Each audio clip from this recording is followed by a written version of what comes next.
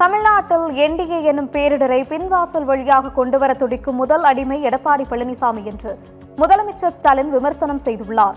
புதுக்கோட்டையில் திமுக மற்றும் அதன் தோழமை கட்சி வேட்பாளர்களை ஆதரித்து முதலமைச்சர் ஸ்டாலின் பேசினார். அப்போது பேசிய அவர், கொள்கையும் இல்லை சாதனையும் இல்லாததால் எடப்பாடி பழனிசாமி தரம் தாழ்ந்து பேசுவதாக குற்றம் சாட்டினார். மாநில உரிமைகளுக்கு எடப்பாடி பழனிசாமி குரல் கொடுத்து பார்த்திருக்கிறீர்களா என்றும் கேள்வி எழுப்பிய அவர், அதிமுக கூட்டணியில் பாஜகவுக்கு அடிமை சாசனம் எழுதி கொடுத்துவிட்டு பழனிசாமி அடிமை சாகி ஆகிவிட்டதாக ஸ்டாலின் விமர்சனம் செய்துள்ளார். திமுக அரசின் திட்டங்களைத்தான் பிற மாநிலங்களும் மத்திய அரசும் காப்பியடித்து வருவதாகவும் அவர் குறிப்பிட்டுள்ளார்.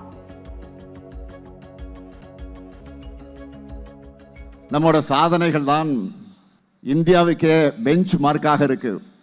இனியும் தொடர்ந்து நாம தான் ரெக்கார்ட் பிரேக் பண்ணவும் போறோம். நம்ம திட்டங்களை பார்த்து தான் இன்னைக்கு பல்வேறு மாநிலங்கள் காப்பி அடிச்சுக்கிட்டு இருக்காங்க. ஏன் ஒன்றிய அரசை காப்பி அடிச்சுக்கிட்டு இருக்கு. மக்களுக்கான முன்னோடி திட்டங்களை செயல்படுத்துறதுல திமுக தான் ஓஜி ஒரிஜினல். பாஜகவோட கிளைக்கழக செயலாளராக இருக்கிற பழனிசாமி அவர்களால் இப்படி ஏதாவது சாதனைகளை சொல்லி கூட்டு வாக்கு கேட்க முடியுமா? பாதம் தாங்கி பழனிசாமி கிட்ட கொள்கைகளும் இல்லை, சாதனைகளும் இல்லை. அதனால்தான் சாக்கடைக்கு சமமான சொற்களையும் அவதூறுகளை பேசி அவர் ஒரு தரமற்றவர் நிரூபிச்சுட்டு இருக்கிறார். என்டிஏ எனும் பேரிடரை தமிழ்நாட்டுக்குள்ள பின்வாசல் வழியாக கொண்டு வரதுக்கு தேர்ந்தெடுக்கப்பட்டிருக்கக்கூடிய முதன்மை அடிமைதான் பழனிசாமி. அவர் பழனிசாமி இல்லை, ஆமாம் சாமி, அடிமை சாமி.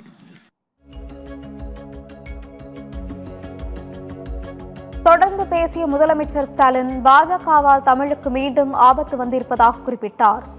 தர்மேந்திர பிரதான் அமித்ஷாவை மேடையில் வைத்துக் கொண்டு இருமொழிக் கொள்கைதான் எங்கள் கொள்கை என்று எடப்பாடி பழனிசாமி பேச முடியுமா என்று முதலமைச்சர் கேள்வி எழுப்பினார். பாஜகவையும் அவர்களை தூக்கி பிடிக்கும் அதிமுகவையும் வேரோடு வீழ்த்த வேண்டும் என்று முதலமைச்சர் கேட்டுக் கொண்டார். அடுத்தடுத்த துரோகங்களுக்கு அவங்க வச்சிருக்கக்கூடிய பேர் தான் என்டிஏ கூட்டணி.